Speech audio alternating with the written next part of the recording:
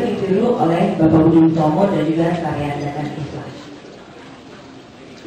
Tapi pada era itu koperasi tidak berjalan, berhenti.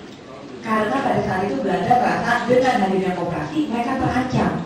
Begitu masyarakat Indonesia bersatu dalam koperasi, mereka merasa bahwa suatu hari nanti koperasi ini adalah sebuah pakaian atau sebuah kendaraan yang dipakai untuk berkumpul yang akhirnya akan melawan Belanda. Sehingga akhirnya semua koperasi pada era 1800-an dibubarkan.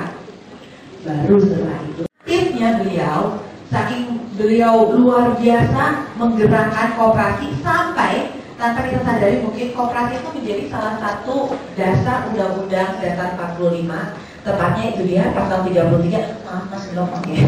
33 ayat 1 yaitu perekonomian disusun sebagai sebenarnya seberapa penting sih koperasi di Indonesia? Sedikit sejarah perekonomian Indonesia. Pada eranya Bung Karno, kalau masyarakat ini tuh ternyata nempel banget ya sama Bung Karno. Kemarin tuh saya udah jalan-jalan sampai ke tempat di atas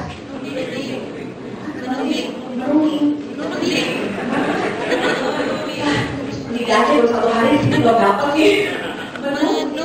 Menunggu. Nah, lalu juga yang ada tubuhnya tuh di depan, yang ada Bapak Agus Salim di situ juga. Apa namanya? Nah, Wisma Rangga. Itu ternyata luar biasa sekali ya. Bapak-bapak dan ibu-ibu di sini memiliki kedekatan yang tidak hanya sekedar kisah, tapi sebuah bukti nyata. Bung Karno saat kemudahan fasilitas diberikan kepada pribumi, ternyata yang terjadi para kaum ali atau kaum pribumi ini keenakan. Duitnya bukan buat modal usaha, bukan buat dimodal balikin gimana caranya dibalikan kepada negara, dipakai buat naik haji. Rotinya tuh mikir buat keuntungan pribadinya. Saya mencari cara sesuatu inovasi yang beda dibanding kedai roti yang lainnya. Saya bawa roti saya masih segar, saya taruh atau saya bawa keliling ke ibu-ibu dan bapak-bapak sekalian agar saya bisa mendapatkan keuntungan lebih. Pertama pemikiran dia adalah keuntungan untuk diri sendiri. Orang bisa dapatkan roti yang lebih segar di dirinya dibandingkan menunggu orang antri ke toko, supaya dia dapat untung lebih banyak dibandingkan teman-temannya yang jual roti keliling. Juga kepada teman-teman kita. Itu bedanya koperasi dengan korporasi besar. Korporasi besar mengatakan saya kan berikan keuntungan kepada masyarakat, padahal keuntungannya lebih besar pada dirinya sendiri. Kalau koperasi saling, tapi lebih mengutamakan diri. Oke, memanfaatkan peluang. Ini yang menjadi satu hal yang kita sering ceritakan kepada koperasi-koperasi lain.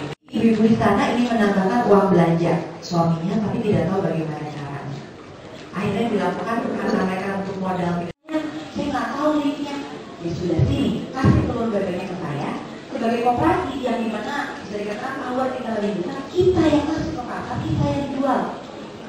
Apa yang menjadi barang dagangan dari anggota kita, supaya bisa mengembalikan uangnya juga untuk kepentingan pribadi lainnya. Tapi harus ada sebagian yang dibiarkan itu sudah masuk pemikiran anggota untuk diputar balik dalam pengembalian cicilannya. Ini salah satunya. Zaman pun bisa dikembalikan dalam bentuk uang kembali. Satu hal yang saya lihat di sini yang agak sedih sebenarnya adalah tahun 2010 Indonesia memproduksi 550.000 ton biji coklat. Kalau saya tanya, coklat yang paling enak di dunia itu dari mana sih asalnya?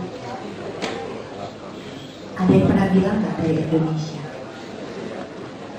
Pasti ngomongnya apa ya? Swiss,